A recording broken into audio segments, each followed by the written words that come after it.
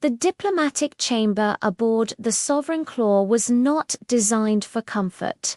Its architecture spoke of dominance, high vaulted ceilings that dwarfed visitors, obsidian walls etched with conquest glyphs, and seating carved from the bones of extinct megafauna.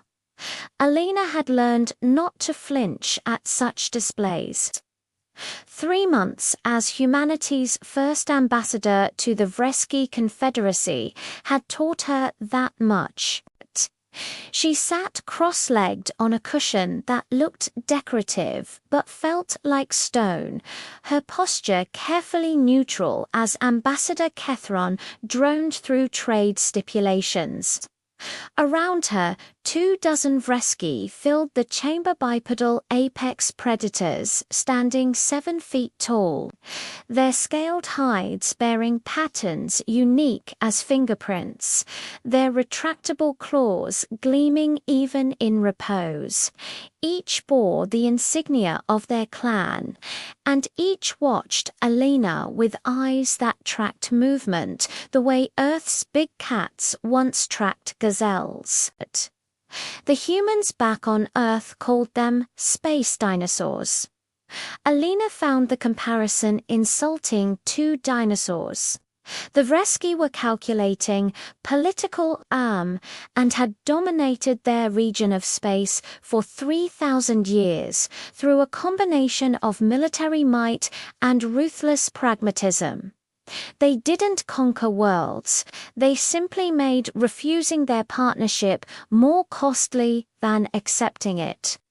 And now they were deciding whether humanity merited partnership or subjugation.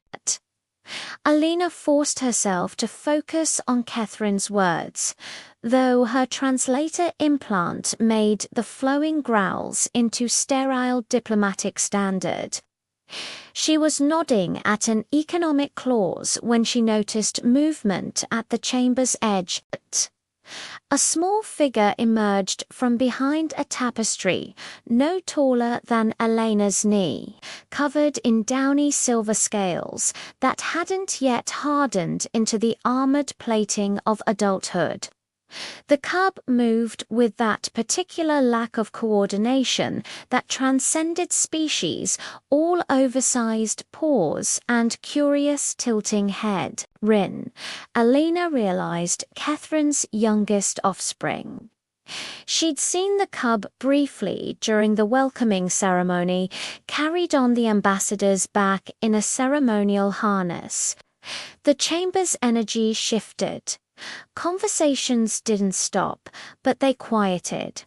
Adult Vresky tracked the cub's movement with peripheral vision while pretending not to notice her, species-wide game of appearing unbothered while remaining hypervigilant.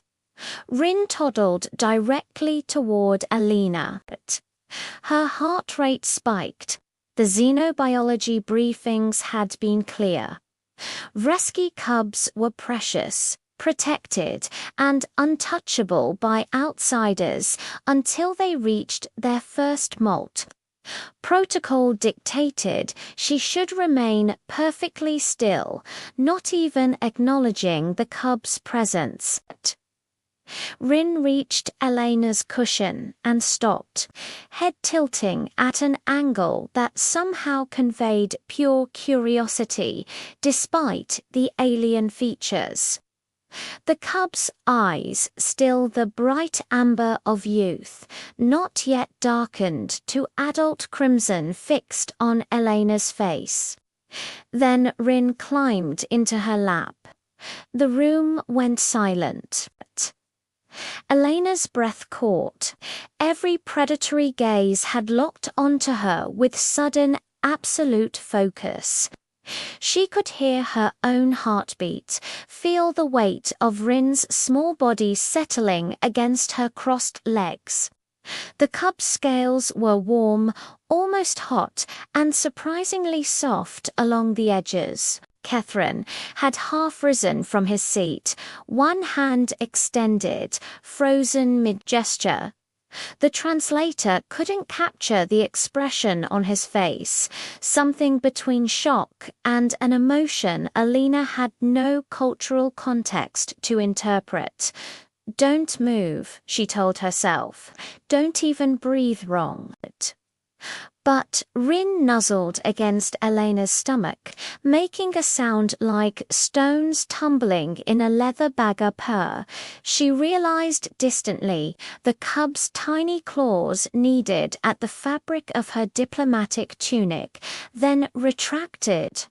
Within seconds, Rin's breathing had slowed to the rhythm of sleep.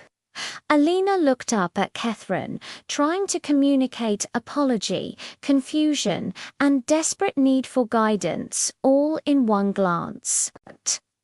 The ambassador approached slowly, each footfall deliberate. The other Vresky parted without seeming to move, creating a clear path. When Catherine stood directly before Alina, towering over her seated form, she had to suppress the primal mammalian terror of being this close to something that could kill her with casual ease. Catherine's inner eyelids slid closed, then opener gesture her briefings had identified as profound respect. "She has been chosen," Catherine said, his voice carrying to every corner of the chamber. Elena's translator struggled with the phrasing, offering 3 alternative interpretations before settling on the most literal, but the tone needed no translation. "Reverence," or something almost like fear. "I don't understand," Alina whispered, afraid to speak louder and wake Rin. "Our young do not sleep in the presence of predators," Catherine explained. And for the first time since Alina had met him, his voice carried something other than diplomatic precision. "It is instinct, coded into our DNA from when we ourselves were prey.